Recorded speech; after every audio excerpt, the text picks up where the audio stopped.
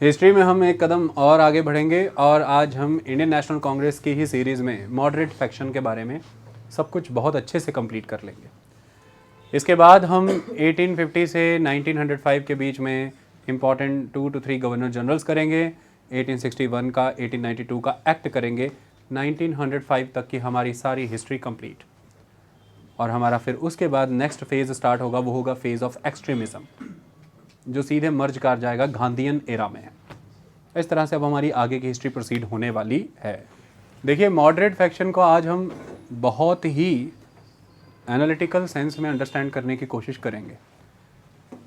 एक एवोल्यूशनरी और organic sense में लेक्चर परस्यू करेगा और आपको ये क्लैरिटी होगी कि एक एक कदम जो उठाया गया उस समय मॉडरेट्स के द्वारा, उसके पीछे के तर्क क्या थे, क्रिटिक्स क्या कहते हैं, और एंड रिजल्ट नेशनलिज्म की फील्ड में हमने क्या अचीव किया मॉडरेट्स के इस फेज़ के थ्रू। मैं बार बार ये कहता हूँ, आज भी कह रहा हूँ, हमारे इसके पहले लेक्चर था एक इंडियन नेशनलिज्म 1858 से 1905 का, प्लीज़ उसे भी सुने। नेशनलिज्म की क्या ग्राउंड्स थी, क्यों हुआ, और मॉडरेट फैक्शन ने क्या क्या देश को दिया, वो वहाँ पे भी कवर हो रहा है। फिर हमने इंडियन नेशनल कांग्रेस की एक्सक्लूसिव सीरीज स्टार्ट की है। उसमें जब मैं इंडियन नेशनल कांग्रेस पार्ट 1 और पार्ट 2 बता रहा हूँ फॉर्मेशन कांग्रेस का, उसमें भी काफ़ी हद तक हमने इसका जिक्र किया है, और आज भी तीसरा चल रहा है तो इसमें भी कर रहे हैं। तो ये एक्सक्लूसिव मॉडरेट का है, लेकिन मॉडरेट पहले भी एक्सप्लेन्ड है। ये सारा जोड़ करके आपका पूरा मॉडरेट फैक्शन तैयार होगा प्रॉपर।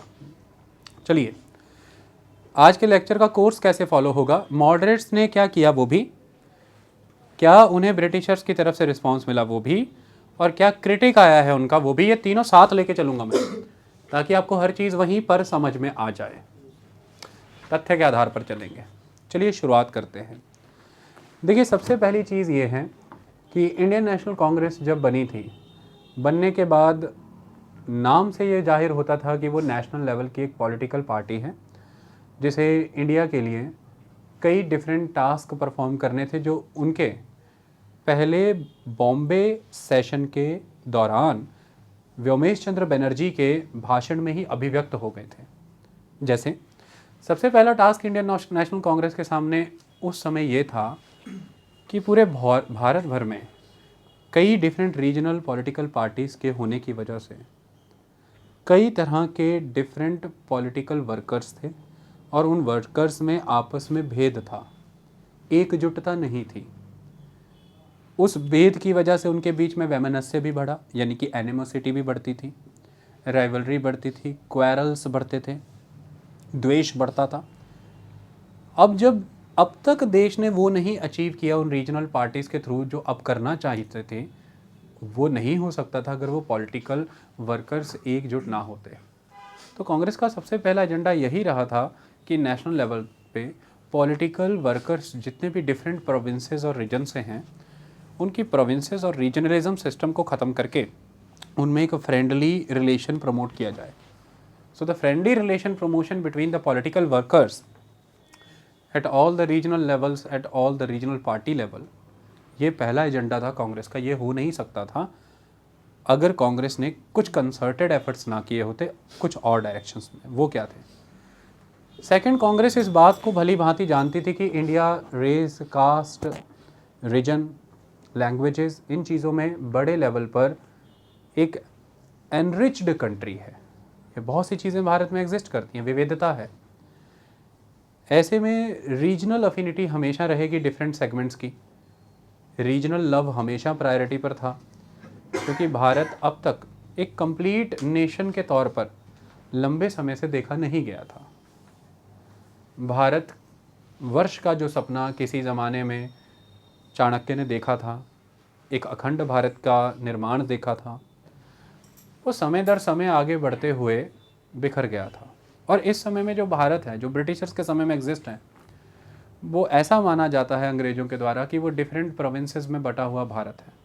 हैदराबाद को मैसूर से कोई लेना देना नहीं, एक्सेप्ट उसके रिसोर्सेज, आर्मी और बॉर्डर्स कंट्रोल करने से ज़्यादा। अवध को बंगाल से कोई लेना देना नहीं, पंजाब और मराठा में कोई लेना देना नहीं, ये वह ताकतें थी जो औरंगज़ेब के चले जाने के बाद आपस में युद्ध कर रही थी।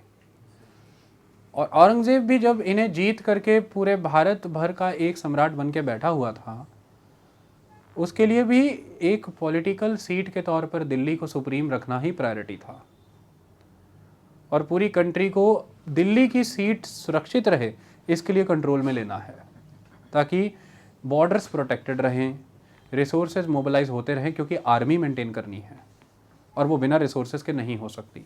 इस उद्देश्य से वह भी पूरे भारत को कंट्रोल करना चाहता है, ना कि भारत एक देश के तौर पर।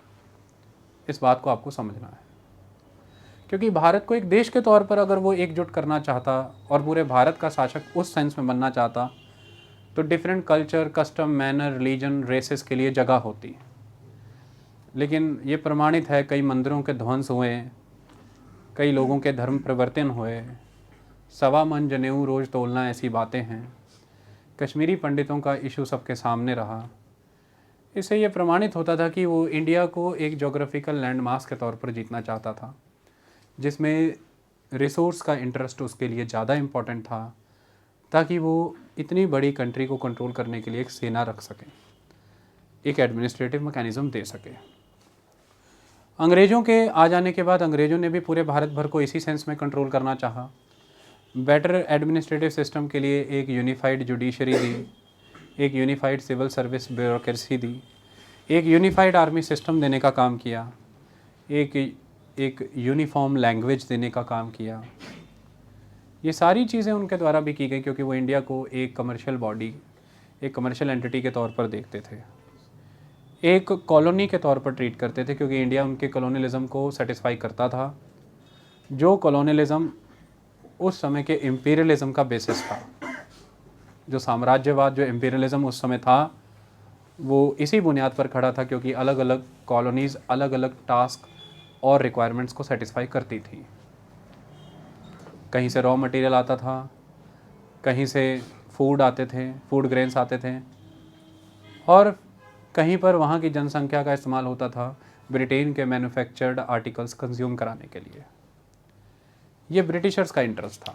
लेकिन इसके तहत ये जो यूनिफॉर्म एक लैंग्वेज, यूनिफॉर्म ट्रांसपोर्टेशन के मोड जैसे कि रेलवे आ जाना, यूनिफॉर्म मार्केट सिस्टम आ जाना, uniform law and order system होना, uniform military system, bureaucracy system, इसने एक चीज़ तो स्थापित की कि भारत एक बहुत बड़ी एंटिटी है जोग्राफी वाइज।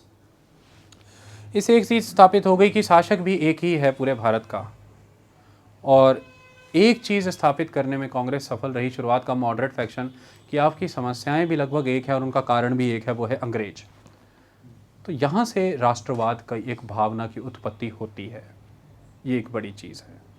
आई बात समझ में? तो इंडियन नेशनल कांग्रेस के सामने ये एक बहुत बड़ा चैलेंज था कि सेक्टेरियन स्ट्राइफ हैं, कल्चरल प्लूरलिटी है, कई तरह के रिलीजियस डिफरेंसेस हैं लोगों में, कम्युनल सेंटिमेंट्स बहुत स्ट्रॉन्ग रहते हैं, लोग ज़मीन से जुड़े हुए लोग हैं, कस्टम, कल्चर, मैनर देश में बहुत ही प्राइम है। कहीं जगह पर वही चीज़ बाइगॉटरी में कन्वर्ट हो रही है, कहीं प्योरिटेनिटी में, कहीं ऑर्थोडॉक्सी में भी कन्वर्ट हो रही है। नए वैल्यू सिस्टम, नए कॉस्मोपॉलिटन सिस्टम को, नए ओपन लिबरल एटीट्यूड को, नए यूनिफॉर्म कैरेक्टर को शायद देश अभी इतनी जल्दी स्वीकार ना करे, क्योंकि धर्म के आधार पर, जाति के आधार पर, संस्था के आधार पर, समाज के आधार पर अभी बहुत से भेद थे, और राष्ट्रीय जागृति के दौर में उन्हें एक कर करके ले आना ये इतना भी आसान नहीं था। और यही बेसिस था कि different political worker different level पे काम कर रहे थे, उनमें एकजुटता नहीं थी। तो उनमें फ्रेंडली एटीट्यूड प्रमोट करना, और सबसे इम्पॉर्टेंट देश के लेवल पर एक नेशनल यूनिटी को प्रमोट करना, ये ज़रूरी था। तो सेकेंड एजेंडा ये था कांग्रेस का कि नेशनल यूनिटी को प्रमोट किया जाएगा, देश के स्तर पर एक राष्ट्रीयता का भाव आएगा। कांग्रेस उन लोगों से जा करके जुड़ने का प्रयास करेगी, उन्हें यह बताने का प्रयास किया जाएगा कि देश के सभी वर्ग इस बात को अगर भूल जाएं कि वो किस धर्म से, किस समाज से आते हैं, उनके सफरिंग का कारण लगभग एक ही है, वो है उस समय में स्थापित तंत्र, द एस्टैब्लिश्ड सिस्टम। और वो तंत्र है क्योंकि शासन विदेशियों का है, और वो विदेशी शासन आपके प्रति पूरी तरह से इग्नोरेंट है, क्योंकि आप स्वयं में जागरूक नहीं हैं और एकजुट नहीं हैं, आप एनलाइटेड भी नहीं हैं और आप यूनाइटेड भी नहीं हैं। ऐसे में आपको उस ब्रिटिश रूल का वो जो अन ब्रिटिश कैरेक्टर है उसे गुड ब्रिटिश कैरेक्टर में बदलना है। इसके लिए आपकी राष्ट्रीयता जागनी जरूरी है, देशभक्ति पैट्रियटिज्म आप में आना ज़रूरी है। और तीसरा कि देश इस नई दिशा की ओर आगे बढ़ सके, इसके लिए देश के भीतर एक जानकारी भी होनी चाहिए कि देश अब आगे किस दिशा में बढ़ना चाहता है। क्या मॉडर्न वैल्यूज़ हैं, क्या मॉडर्न पॉलिटिकल सिस्टम्स हैं, क्या मॉडर्न गवर्नमेंट सेटअप होगा, किस तरह की मॉडर्न एडमिनिस्ट्रेशन डिलीवरी सिस्टम होगा, और कैसे पावर का, स्टेट का और सब्जेक्ट का रिलेशन होगा, सत्ता का, शासन का और शासित, इनका संबंध अब क्या होने वाला है, इस पे चर्चा होनी ज़रूरी थी, क्योंकि पुराना सिस्टम नहीं लाया जा सकता था। इसके लिए पॉलिटिकल एजुकेशन और लोगों में political opinion and awakening develop करना भी बहुत ज़रूरी था। ये तीसरा एजेंडा था कांग्रेस का। तो मुख्यतः इन तीन चीज़ों को आधार लेकर के कांग्रेस आगे बढ़ी है 1985 सेशन के ऑनवर्ड्स। शुरुआत में 1985 का सेशन जब कांग्रेस का बॉम्बे में हुआ था, लगभग 72 नॉन ऑफिशियल डेलीगेट्स ने इसे अटेंड किया था। लेकिन 1986 के ही कलकत्ता सेशन ऑनवर्ड्स ही, अरे ये 19 शब्द को ठीक करें भाई, 1885 की कांग्रेस और उसके बाद 1886 में ही जब कांग्रेस का सेकंड सेशन कलकत्ता में हुआ था, कांग्रेस एक देश भर के लेवल की पार्टी बन करके उभर रही थी, क्योंकि सब्सक्रिप्शन 72 डेलीगेट से बढ़ करके 434 तक पहुंच गया था। 434 लोग इसमें अब आ चुके थे। ये एक बड़ी चीज़ थी। कांग्रेस ने पहले दिन से ही खुद को ये प्रोजेक्ट करना चाहा कि हम एक नेशनल लेवल पर वर्क करने वाली पार्टी हैं, हमारा प्लेटफॉर्म नेशनल है, एजेंडा नेशनल है, हमारी पार्टी में लोगों की पार्टिसिपेशन नेशनल है, हमारे गोल प्रोग्राम नेशनल हैं। लेकिन इस पर कुछ क्रिटिक भी अपना तंज कसते हैं, और वो किस बेसिस पे कसते हैं उसके लिए मैं आपके सामने कुछ डाटा लिखना चाहता हूँ। और डाटा लिखने के लिए, क्योंकि मैंने बताया था प्रोग्राम और क्रिटिक साथ साथ चलेगा, डाटा लिखने के लिए हम इसे रोकते हैं। देखिए कुछ तर्क अब आपके सामने स्थापित करते हैं इस डाटा के माध्यम से। डाटा क्या है? कांग्रेस अपने आप को ये बताती थी कि हम एक नेशनल लेवल की पार्टी के तौर पर हैं इस कॉन्टेक्स्ट में कि race, caste, creed, provinces, profession, trade, इस मामले में हम नेशनल कैरेक्टर रिप्रेजेंट करते हैं।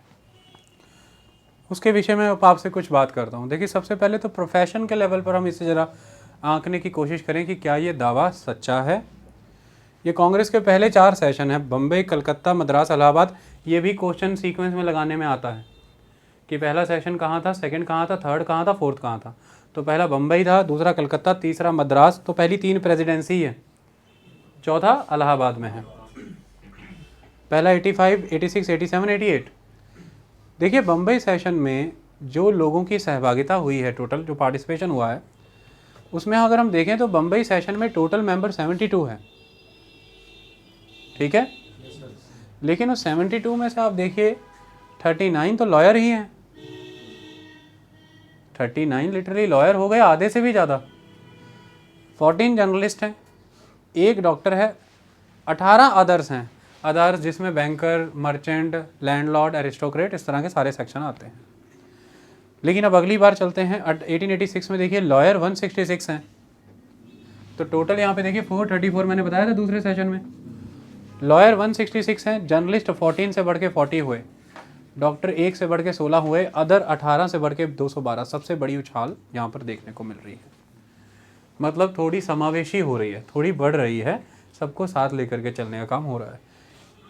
1887 में देखिए लॉयर ज़्यादा उछाल नहीं है, 166 से 206, जर्नलिस्ट 40 से 43, डॉक्टर 16 से कम हो गए 8, लेकिन अदर्स में देखिए 212 से सीधा उछाल 350 और टोटल हो गए 607।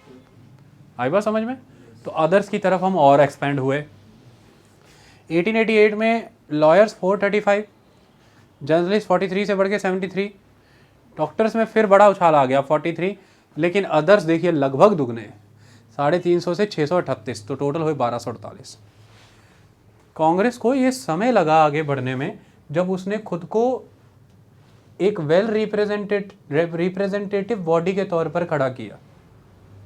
लेकिन इस पूरी कहानी में ये बात आपको मान के चलनी पड़ेगी कि लॉयर सेगमेंट ऑलमोस्ट 1/3 रहा ही है, 1/3 सब्सक्रिप्शन लॉयर्स के द्वारा ही रहा है। आई बात समझ में? तो इसके ऊपर ये एक इल्ज़ाम लगता है कि शुरुआती सालों में प्रोफेशन के तौर पर ये प्रिडोमिनेटली लॉयर और बैरिस्टर ओरिएंटेड बॉडी थी, उतनी ज़्यादा नेशनल पर्सपेक्टिव को दिखाती नहीं है रिप्रेजेंटेशन को।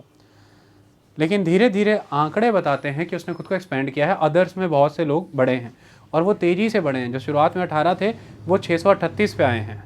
आई बात समझ में? लॉयर से भी ज़्यादा हो गए, लॉयर 39 से 435 पे आए हैं। तो ये एक आस्पेक्ट है। सेकेंड, इसके ऊपर एक इल्ज़ाम और भी है कि कास्ट वाइज इसमें डोमिनेंस ब्राह्मणास का था और अपर कास्ट हिंदूज़ का था, ब्राह्मण एंड अपर कास्ट हिंदूज़। तो वो इसके ऊपर इल्ज़ाम ये लगते हैं कि अगर हम कांग्रेस के सेशंस की बात करें तो 1890s के अराउंड कांग्रेस के जो सब्सक्रिप्शन था, जो डेलीगेट्स थे, में 90% स्ट्रेंथ हिंदूज़ की है और 6.5% स्ट्रेंथ मुस्लिम्स की है। उस 90% में से भी 40% Brahmanas and upper caste Hindus के तौर पर हैं। ये एक इम्पॉर्टेंट चीज़ है। ऐसे में 6.5% मुस्लिम्स खुद को एडिक्वेट रिप्रेजेंटेशन के तौर पे नहीं पाते थे कांग्रेस में। इसके कई कारण रहे हैं, उस पर मैं अभी जिक्र करूँगा। तो ये आपको नज़र आया कि ब्राह्मणिकल बॉडीज़ के तौर पर इन्हें ब्रिटिशर्स ने टैग करके डील किया है। अगला इम्पॉर्टेंट एस्पेक्ट आप देखें, 1889 तक आ गया, 1888 तक आ गया है, सब्सक्रिप्शन 1248 है। तो इन पर एक इल्ज़ाम ये भी लगता है, लॉर्ड डफरिन ये कहते पाए गए हैं कि ये एक माइक्रोस्कोपिक माइनॉरिटी है, मतलब एक बहुत ही सूक्ष्म वर्ग को दर्शाते हैं, ये मास बॉडी नहीं है। ऐसा भी इन पे ऊपर इल्ज़ाम लगता है। क्लास वाइज अगर देखें तो ये प्रीडोमिनेंटली एजुकेटेड मिडिल क्लासेस हैं, agrarian classes, worker classes, peasant classes, labourers, in fact the landlords, ये भी एडिक्वेटली रिप्रेजेंटेड नहीं है। प्रिडोमिनेंस जिनका है वो है educated middle classes, the professionals. It is a body of the bankers, merchants, lawyers, doctors, journalist, इनकी। तो ऐसे में ये माना जाता है कि इन पैमानों पे शुरुआती सालों में, ये जो 20 ईयर्स का टाइम रहा है 1885 से 1905 मॉडरेट का दौर, कांग्रेस अपने उस नेशनलिस्टिक इमेज को उस लेवल पर प्रोजेक्ट करने में कामयाब नहीं हो पाती है, क्योंकि उसका वो दावा उतना खरा नहीं उतरता कि वो race, caste, creed, provinces, profession, trade में एक नेशनल रिप्रेजेंट दिखा रही है। क्योंकि प्रोविंसेस मामले में भी अनिल सील ये कहते हैं, जिन्होंने इम्पीरियल हिस्ट्री लिखी है इंडिया की, वो ये कहते हैं कि इसमें भी डोमिनेंस प्रोविंसेस का है। बंगाल प्रोविंस, मद्रास प्रोविंस और बॉम्बे प्रोविंस। बाकी इंडिया लगभग निगेटेड है, क्योंकि प्रिंसली स्टेट्स का इसमें इन्वॉल्वमेंट बहुत ही कम है। आई बात समझ में? इन सब से एक इल्ज़ाम निकल के आता है, एक क्रिटिक निकल के आता है कांग्रेस का। वो क्रिटिक ये है, वो ये कहते हैं कि कांग्रेस लंबे समय तक एक ऐसी पार्टी के तौर पर काम करती रही जो डायरेक्टली और इनडायरेक्टली एरिस्टोक्रेटिक और लैंडलॉर्ड क्लास से जुड़ी हुई थी। जैसे वो ये समझाते हैं कि 1902 तक, 1885 से 1902 तक 18.99% जो मेंबर हैं इसके वो लैंडलॉर्ड रहे, एरिस्टोक्रेटिक्स। और इसके अलावा जो प्रोफेशनल्स थे वो फैमिली वाइज कहीं ना कहीं लैंडलॉर्ड्स की ही फैमिली से बिलोंग भी करते थे। तो इनका एक संबंध लैंडलॉर्ड सिस्टम से रहा है। दूसरा, इन पे बारे में कहा जाता है कि जो ब्रिटिश इंडियन एसोसिएशन बनी थी इंडिया में 1851 में, दो पार्टीज़ को अमेलगमेट करके, मैंने आपको इसके बारे में पढ़ाया था। वो ब्रिटिश इंडियन एसोसिएशन तो आपको पता है 1837 की लैंड होल्डर सोसाइटी जिसे कहते हैं, और 1843 में बनी Bengal People Society, Bengal Presidency People Society हमने पढ़ा था। ये दोनों अमेलगमेट हुए 1851 में बना ब्रिटिश इंडियन एसोसिएशन बनी। तो वो तो नेचुरली उसमें डोमिनेंस लैंडलॉर्ड्स का ही है। तो ऐसा कहा गया कि शुरुआती सालों में लंबे समय तक वो ब्रिटिश इंडियन एसोसिएशन कांग्रेस को सपोर्ट करती रही। क्रिटिक ये कहते हैं इसके कारण दो थे।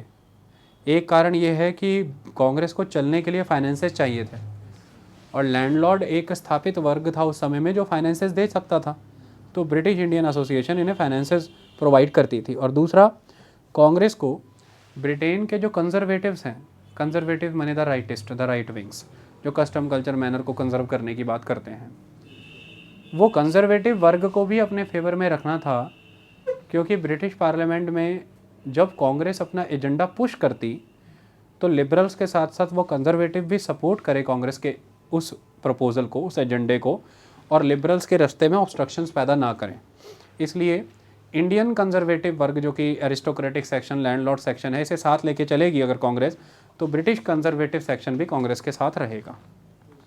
ये एक कारण था कि ब्रिटिश इंडियन एसोसिएशन का साथ कांग्रेस ने ले रखा। लेकिन कांग्रेस की तरफ से अगर देखें तो मेन एस्पेक्ट ये निकल करके आता है कि कांग्रेस ये प्रोजेक्ट करना चाहती थी यूरोपियंस को और ख़ास तौर पर ब्रिटिश रूलर को कि ब्रिटिश इंडिया यानी कि बंगाल, बॉम्बे, मद्रास प्रेसिडेंसी और प्रिंसली स्टेट्स ये अलग नहीं हैं, ये एक भारत है, यूनाइटेड इंडिया है। इसलिए प्रिंसली स्टेट्स, लैंडलॉर्ड्स को रिप्रेजेंट करने वाली ब्रिटिश इंडियन एसोसिएशन और प्रेसिडेंसी स्टेट्स को रिप्रेजेंट करने वाली कांग्रेस दोनों एक हैं। हम यूनाइटेड इंडिया का प्रोजेक्शन दे रहे हैं, ऐसा कांग्रेस मानती है। लेकिन ये सारी चीज़ों से देखें तो एक चीज़ क्लियर होती है कि लैंडलॉर्ड्स का एक दबदबा था। एजुकेटेड मिडिल क्लास के थ्रू देखें, चाहे फैमिली कनेक्शन, चाहे फंडिंग के थ्रू देखें, और चाहे डायरेक्ट रिप्रेजेंटेशन में भी हम देखें, जैसे अदर सेक्शन बढ़ते जा रहे हैं। आई बात समझ में? तो ये एक इम्पॉर्टेंट एस्पेक्ट है। चलो, ये एक चीज़ थी। लेकिन हमें समझना यहाँ पर क्या है? हमें समझना यहाँ पर यह है कि कांग्रेस के उस समय के इस वर्ग को हम मॉडरेट कहते हैं। और मॉडरेट क्यों कहा गया? और दूसरी बात कि इन्होंने किस तरह से उस समय की सिचुएशंस को मैनेज करते हुए राष्ट्रवाद के एजेंडे को आगे बढ़ाया, कैसे रास्ते इन्होंने पालन किए, उसी से पता लग जाएगा इन्होंने क्या रिफॉर्म्स लाए। देखिए, पहली बात तो ये मान के चलेंगे आप कि कांग्रेस ये मानती थी कि जो ब्रिटिश रूल है इंडिया में वो एक तरह का एक्ट ऑफ प्रूडेंस है। एक्ट ऑफ प्रूडेंस है। आई बात समझ में? मतलब क्या है इस बात का? इंडियन नेशनल कांग्रेस का ये मानना था कि ब्रिटिश रूल जो है इंडिया में वो अपने प्राइम फॉर्म में, प्रिंसिपलिटी में, वो बुरा नहीं है। जो अन ब्रिटिश एक्ट हैं वो बुरे हैं। मतलब यहाँ पर इमेजिन करिए इस चीज़ को, वो ये मानते हैं कि इंडिया में जो भी सिस्टम एग्जिस्ट कर रहा है वो एक तरह का डिस्टॉर्टेड वर्जन है उस लॉ का या उस ऑर्डर का या उस पॉलिसी का जो ब्रिटिश पार्लियामेंट ने और ब्रिटिश समाज ने बनाया था। लेकिन क्योंकि एंग्लो इंडियन ब्यूरोक्रेसी, क्योंकि वाइसरॉय और वाइसरॉय की एग्जीक्यूटिव काउंसिल, ये तीनों भारत में हैं और इनके द्वारा वो लॉज, वो ऑर्डर्स और वो पॉलिसीज़ मैनिपुलेट करके इंडिया पे लागू किए जाते हैं। ये अपने वेस्टेड इंटरेस्ट के लिए उनको प्रिंसिपल वर्जन में ही, एग्जैक्ट फॉर्म में ही लागू नहीं होने देते, अपने फ़ायदे के लिए डिस्टॉर्ट करते हैं। इसकी वजह से ब्रिटिश रूल के अंदर ये जो अन ब्रिटिश आइटम्स आई हैं इनको रिफॉर्म करके रेक्टिफाई कर दिया जाए तो ब्रिटिश रूल इज़ परफेक्ट। इसलिए दादा भाई नौरोजी की किताब का नाम देखिए, poverty and un British rule in India. वो पॉवर्टी को अन ब्रिटिश रूल से जोड़ रहे हैं, ब्रिटिश रूल से नहीं। इस बात को आप समझिए। बुक का नाम है poverty and un British rule in India, तो वो यही आपको समझाना चाहते हैं। ऐसे में कांग्रेस के जो शुरुआती मॉडरेट्स हैं ये बड़े लेवल पर प्रभावित थे उस यूरोपियन आइडियोलॉजी से और उन थिंकर से जिन्हें हम यूटिलिटेरियंस कहते हैं। ये भी क्वेश्चन है एक। ये यूटिलिटेरियन से प्रभावित थे, जैसे Edmund Burke, John Stuart Mill, इनकी सोच से ये बहुत प्रभावित थे। यूटिलिटेरियनिज्म यहाँ पर क्या कह रहा है कि जिस चीज़ की यूटिलिटी है, जो चीज़ जनहित में है, जो पब्लिक इंटरेस्ट में है, वो होना चाहिए। Race, caste, sex, place, birth, region, इनके बेसिस पे भेदभाव ना करें, एथिक्स का नाम लेके, कल्चर का नाम लेके, रेस का नाम लेकर के। मतलब वो ये कह रहे हैं कि कोई ब्रिटिश कोई गुड पॉलिसी इसलिए ना चलाए कि ये ब्रिटिश एथिक्स कहते हैं। कोई ब्रिटिश वाइसरॉय, ब्रिटिश गवर्नर और ब्रिटिश पार्लियामेंट कोई गुड रूल या कोई गुड लॉ इंडिया के लिए इसलिए ना बनाए और ब्रिटेन के लिए इसलिए ना बनाए क्योंकि ये शासक के मॉरल्स कहते हैं, रूलर के मॉरल्स इस चीज़ को सपोर्ट कर रहे हैं। मतलब मर्सी पे जीवन ना जिया जाए कि आज रूलर के मॉरल्स काफ़ी हाई एनलाइटेड हैं तो पॉलिसीज़ बहुत अच्छी हैं, आज गवर्नमेंट बहुत एथिकल है तो पॉलिसीज़ आर वेरी गुड। कल को क्या हुआ अगर गवर्नमेंट मॉरल ही नहीं रहेगी? कल को क्या होगा अगर रूरल एथिकल ही नहीं रहेगा? तो फिर क्या यकायक ही सारा देश का सिस्टम सफ़र करने लग जाएगा? तो ऐसे में वो ये कह रहे हैं कि ऐसे नहीं, यूटिलिटेरियन में चलिए। जनहित में क्या है? सड़क का निर्माण होना चाहिए क्या? इरिगेशन आनी चाहिए, एग्रीकल्चरल बैंक बनने चाहिए, रेवेन्यू असेसमेंट लॉजिकल होनी चाहिए, क्या आर्मी डिप्लॉयमेंट ज़रूरी है, ब्यूरोक्रेसी की क्या सैलरी और कितनी होनी चाहिए। ये सब चीज़ें तर्क के आधार पर देखिए कि स्टेट को इनकी ज़रूरत है कि नहीं है, और स्टेट काम करे in the welfare of the people, उस काम की और उस वेलफेयर प्रोजेक्ट की यूटिलिटी को भांप करके। ऐसे में ये सारी की सारी अप्रोच यूटिलिटेरियन मिसगाइडेड हो सकती है, क्योंकि जनहित में जब हम काम कर रहे हैं तो जनहित पता लगाना पड़ेगा, पब्लिक इंटरेस्ट, और पब्लिक इंटरेस्ट पता लगाने के लिए पब्लिक का पता लगाना पड़ेगा, और पब्लिक इंटरेस्ट पता लगाने के लिए पब्लिक के डिफरेंट इंटरेस्ट पता लगाने पड़ेंगे। फिर ही निकल करके आएगा कि एक पब्लिक इंटरेस्ट क्या है। इसके लिए कुछ रूल्स रेगुलेशंस, कुछ ऐसे लॉज जो कि अनटेम्पर्ड हों, जिन्हें हम कहते हैं द कॉन्स्टिट्यूशनल लॉज, कॉन्स्टिट्यूशन। तो इसे मिसगाइडेड होने से रोकने के लिए वेल गाइडेड बनाए रखना इस यूटिलिटेरियन के लिए कॉन्स्टिट्यूशन हमेशा जरूरी होता है, संविधान। तो इसलिए यूटिलिटेरियंस और कांग्रेस के शुरुआती मॉडरेट्स स्ट्रॉन्ग सपोर्टर थे कॉन्स्टिट्यूशन के, और वो किसी भी ग्राउंड पे ये नहीं चाहते थे कि पॉलिसी मॉरल्स और एथिक्स ग्राउंड पे बने, वो ये चाहते थे कि पॉलिसी कॉन्स्टिट्यूशनल हो और कॉन्स्टिट्यूशनलिज्म प्रभावित हो, ना कि मॉरल्स और एथिक्स। और कॉन्स्टिट्यूशन किसी भी ग्राउंड पे वायलेट नहीं होना चाहिए। और उन्हें ऐसा लगता था कि बड़े स्तर पर इंडिया में वाइसरॉय, उसकी काउंसिल और ब्यूरोक्रेसी वो कॉन्स्टिट्यूशनल वैल्यूज़ के बेस पे बने पार्लियामेंटेरियन लॉज ब्रिटेन के इंडिया में वायलेट करते हैं। इसलिए ब्रिटिश रूल अनब्रिटिश होता है, वरना ऐसा ना हो। इसलिए वो लगातार यही प्रयास करते रहे कि कैसे ब्रिटिश रूल के अनब्रिटिश कैरेक्टर को रिफॉर्म करते, रेक्टिफाई कर दें, अदरवाइज इट इज़ बेस्ट। ये बिल्कुल ठीक है। इसलिए इनकी डिमांड में हमेशा ये डिमांड कभी भी नहीं रही, इन्होंने खुद को कभी भी क्लिनिकली सेपरेट नहीं किया है ब्रिटिश रूल से। क्लिनिकली सेपरेट सर्जरी करके काट के कोई चीज़ अंग अलग कर देना ना, इन्होंने कभी क्लिनिकल सेपरेशन का प्रपोजल नहीं रखा, क्योंकि कारण था। कारण क्या था? इंडियन नेशनल कांग्रेस का ये जो शुरुआती मॉडरेट वर्ग है और मॉडरेट प्रपोजल्स हैं, मॉडरेट डिमांड्स हैं, ये क्या हैं? ये राजा राम मोहन राय के समय से रखी गई डिमांड्स का पीक वर्जन है, पीक एक्सप्रेशन है, चरम एक्सप्रेशन एकदम। कैसे?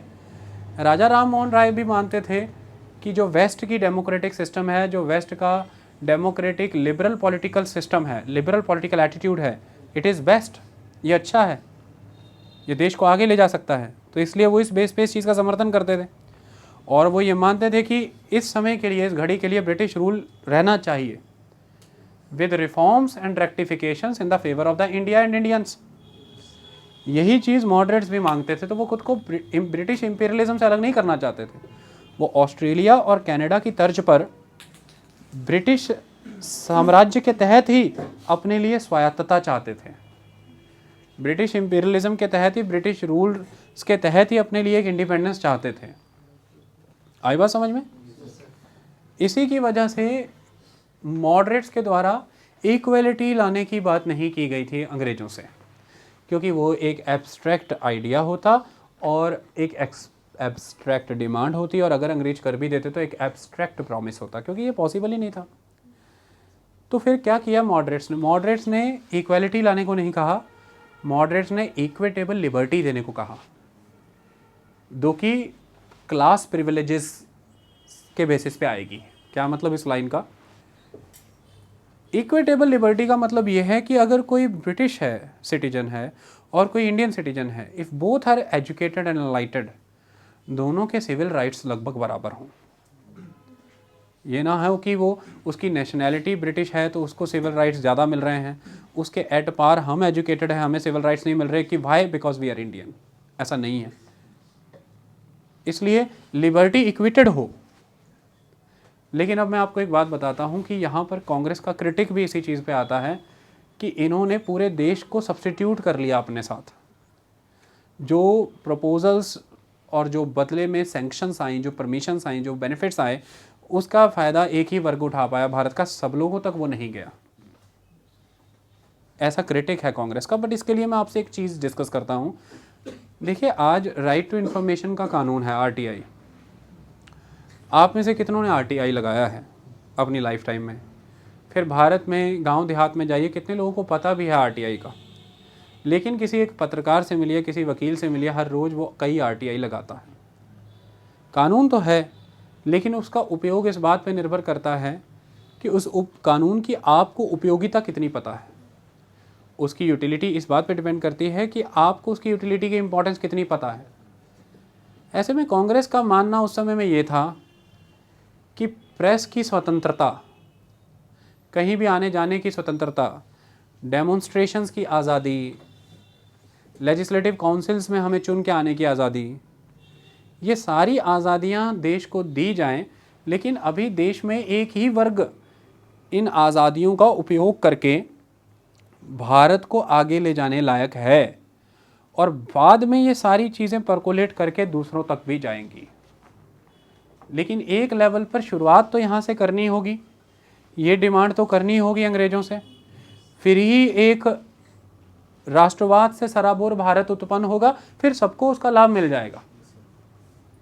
लेकिन उसके लिए उन्हें समय चाहिए था, इसलिए वो कहते थे कि ब्रिटिश रूल यहाँ रहना चाहिए। दादा भाई नौरोजी मानते थे कि भारत में के गिर जाने के पीछे का एक सबसे बड़ा आधार रहेगा अगर ब्रिटिश शासन भारत को खुद से पृथक कर देगा। क्यों?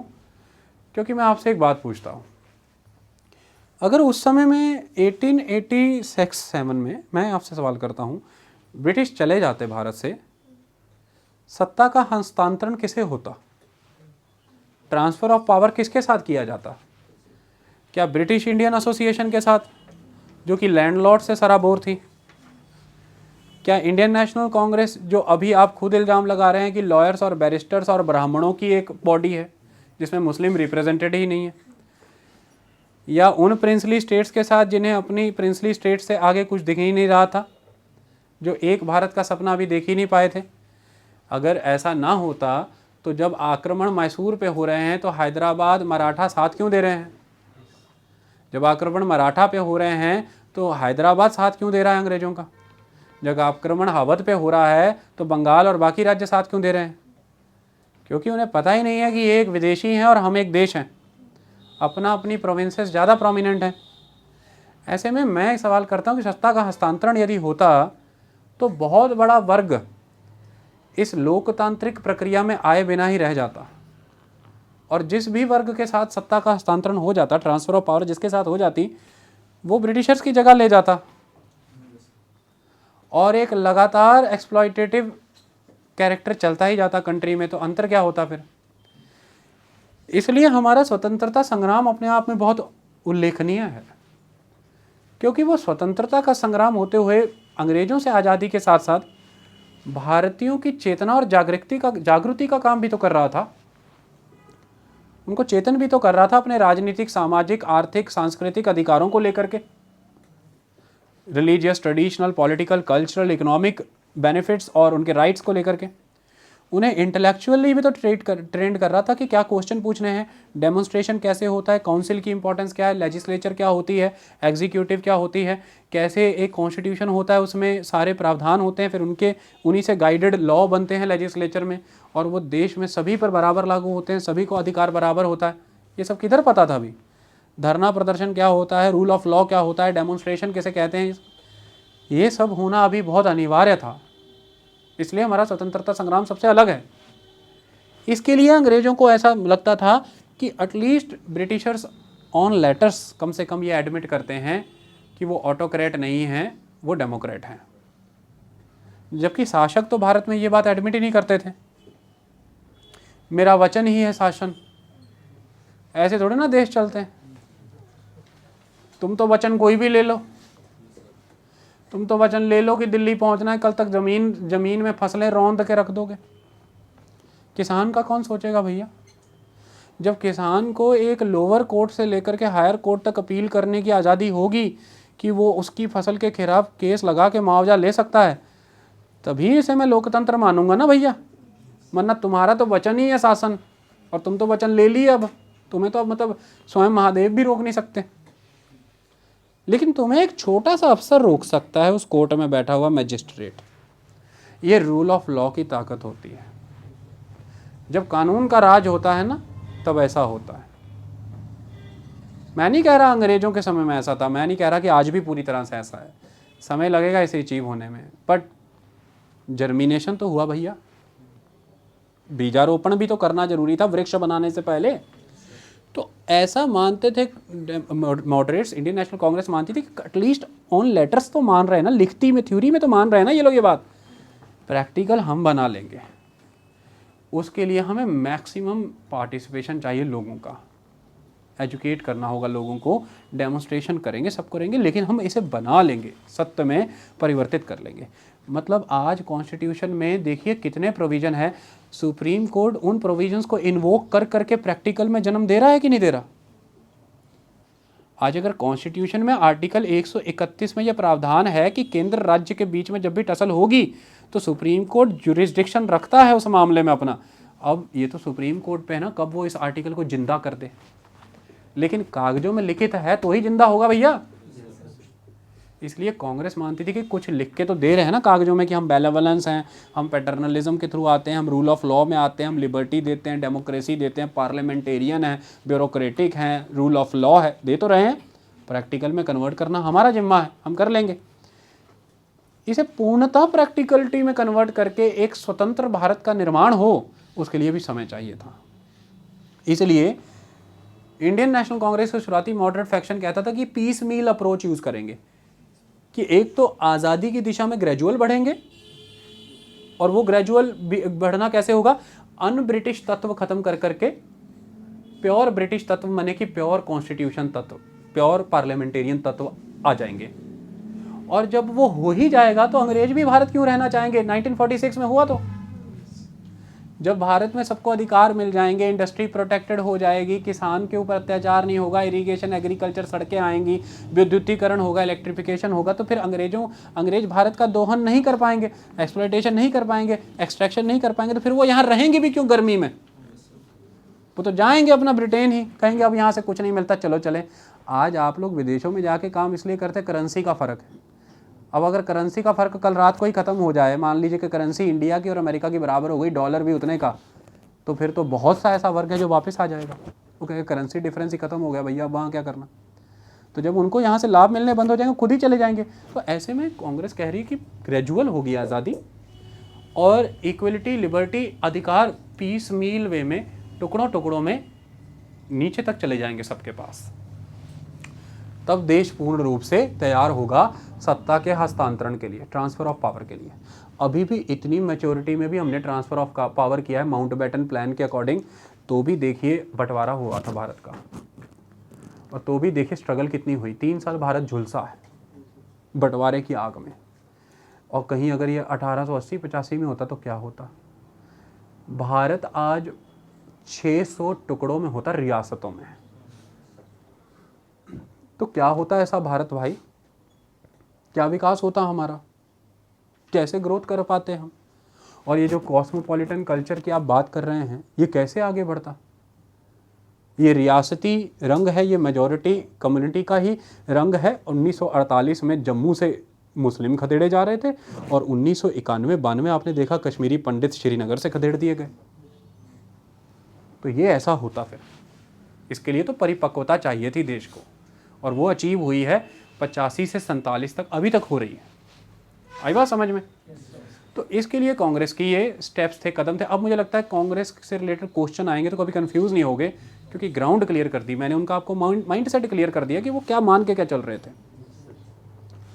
अब इससे जब उनसे पूछा गया कि फिर आपको करना क्या है, आप करेंगे क्या फिर, तो उन्होंने बोला कि हम करेंगे, काम करेंगे, हम रिफॉर्म्स कराएंगे। जो भी अन ब्रिटिश चीज़ें भारत में कर रहा है ब्रिटेन, उन सारी चीज़ों को रेक्टिफाई कराने का काम करेंगे, ये हमारे रिफॉर्म्स होंगे।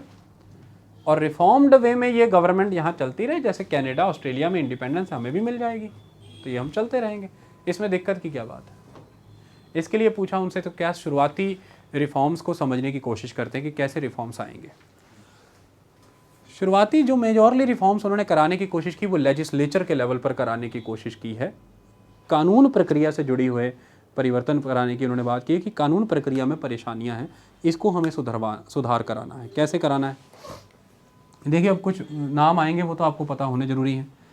देखो जैसे आज की डेट में हमारा सेंटर है, और सेंटर मैंने दिल्ली, वहाँ पर देखो आपके सामने दो चीज़ें आ जाती हैं। एक वो जहाँ पर कानून बनता है, लॉ बनता है, तो लॉ मेकिंग बॉडी के तौर पे हम उसे कहते हैं पार्लियामेंट, जिसे हिंदी में हम कहते हैं संसद। ये है एक्चुअली में लेजिस्लेचर है। लेजिस्लेचर जहाँ पे लेजिस्लेट किया जाता है, लेजिस्लेट करके क्या होते हैं लेजिस्लेशंस, तो लेजिस्लेशंस आई बात समझ में? तो ये हिंदी में इसका अर्थ होता है विधायिका। विधायिका जहाँ पे विधान बनाया जाता है ना, विधि विधान, और इसलिए तो उस विधायिका में बैठते जाके विधायक, तो जो राज्यों के एमएलए होते हैं उन्हें विधायक भी कहते हैं। इसलिए ओवरऑल तो ये अपने फंक्शन के अकॉर्डिंग देखा जाए तो वर्ड इज़ लेजिस्लेचर, लेकिन सभी कंट्री की अपनी अपनी, जैसे रशिया की डूमा है, इंडिया की पार्लियामेंट है, सभी की अपनी अपनी है, जर्मनी रेस्टैग है, सबकी अपनी अपनी है। ऐसे में है ये लेजिस्लेचर ही। स्टेट लेवलों पे भी लेजिस्लेचर होती है, स्टेट लेजिस्लेचर, उसे अपन विधानसभा कहते हैं। तो केंद्र के लेवल पे वही लेजिस्लेचर संसद, राज्यों के स्तर पे वही लेजिस्लेचर विधानसभा, ये कानून बनाने का काम करती है। लेकिन आज की डेट में हमारी कंट्री में ये तो लॉ हो गया, और जो लॉ को इम्प्लीमेंट करेगी, मैं वर्ड यहाँ पे रूल लिख रहा हूँ, जो शासन करेंगे, इम्प्लीमेंटेशन है वैसे यहाँ पे, वो होती है सरकारें। आज तो वो सरकार है जिसके पास संसद में मेजॉरिटी सीटें हैं जिस पार्टी के पास, लेकिन उस समय और वो काउंसिल ऑफ मिनिस्टर बनाते हैं, उसे हम एग्जीक्यूटिव कहते हैं सरकार। उस समय भी एक एग्जीक्यूटिव होती थी, इसे कहते थे लेजिस्लेटिव काउंसिल, इसे कहते थे एग्जीक्यूटिव काउंसिल। ये एग्जीक्यूटिव काउंसिल पे अधिकार होता था उस समय के नेशनल लेवल पे वाइसरॉय का, जो गवर्नर जनरल भी था, और वाइसरॉय के चुने हुए 7 के मेंबर, तो इसे हम वाइसरॉय की एग्जीक्यूटिव काउंसिल और उसके मेंबर के तौर पे जानते थे। इसे सही भाषा में अंग्रेजी समय में सरकार कहा गया है। ये सरकार है, और उसके ऊपर है, उसके साथ काम कर रही है ये लेजिस्लेचर, जो है लेजिस्लेटिव काउंसिल। ये बात आपको ध्यान में रखनी है। ऐसा सिस्टम केंद्र के लेवल पे, सेंट्रल लेवल पे था, और ऐसा ही सिस्टम बॉम्बे, मद्रास, बंगाल प्रेसिडेंसी में प्रोविंशियल स्टेट लेवल पर भी था। स्टेट में स्टेट गवर्नर्स होते थे उनकी काउंसिल के साथ एज अ सरकार, और स्टेटों में स्टेट लेजिस्लेचर होती थी एज अ विधायक का। अब सबसे पहले जो कांग्रेस ने उस समय मांग रखी है रिफॉर्म्स कराने लॉ मेकिंग एस्पेक्ट में, तो उस रिफॉर्म में वो मांग ये रख रहे हैं कि आप सेंट्रल लेजिस्लेचर और स्टेट लेजिस्लेचर की पहले तो संख्या बढ़ा दीजिए। मतलब अन ब्रिटिश रूल इसलिए है कि भारत के लिए जो नीतियां बन रही हैं, उन नीतियों के बनने में भारतीयों की सहभागिता नहीं है। अगर भारत की नीतियों में भारतीय शामिल होंगे, सम्मिलित होंगे, तो ऐसे में वो नीतियां भारत के हित में ज़्यादा होंगी, और भारत का हित भारतीय ज़्यादा बेहतर समझते हैं। इंडियंस इंडिया के सेंटीमेंट को, इंडियन मासेस को, उनके रिक्वायरमेंट्स को ज़्यादा बेटर समझते हैं। तो पहली बात तो ये है कि मॉडरेट कांग्रेस ने 2 तरह से काम किया है यहाँ पर। पहली बात तो उसे नंबर वाइज ज़्यादा बढ़ाने की बात की है कि नंबर वाइज एक्सपेंड करिए, 50% सीट्स बढ़ाइए, लेजिस्लेचर सेंटर में भी, लेजिस्लेचर स्टेट्स में भी। और दूसरा ये हो गया नंबर एक्सपेंशन, नंबर वाइज, लेकिन उसे मोर रिप्रेजेंटेटिव भी बनाइए। इसके लिए इलेक्शन से चुनिए वो अतिरिक्त 50% लोग, तो ज़्यादा रिप्रेजेंटेटिव हो, मतलब कि जनता के नुमाइंदे हैं, ये नहीं कि अपने ही चुनिंदा लोग चुन लिए गवर्नर ने कि प्रिंसली स्टेट्स के लोग चुन लिए, एरिस्टोक्रेटिक सेगमेंट से लोग चुन लिए, बड़े मर्चेंट ट्रेडर चुन लिए जो फेवर करते हैं सरकार को, और बैठा दिए और कह दिया कि 50% एक्सपेंशन हो गया। तो ऐसे एक्सपेंशन का भी हमें क्या करना, क्योंकि वो लोग तो भाई अपने लाभ के लिए आपके साथ जुड़े हुए हैं, तो वो कहाँ से इंडिया की रिक्वायरमेंट्स को रखेंगे लेजिस्लेचर के अंदर। वो तो वो चीज़ें रखेंगे जो आप उनसे चाहते हैं कि वो रखें। एक तरह की वो आप ही की लॉबी की तरह लेजिस्लेचर में काम करेंगे। इसका फ़ायदा क्या है?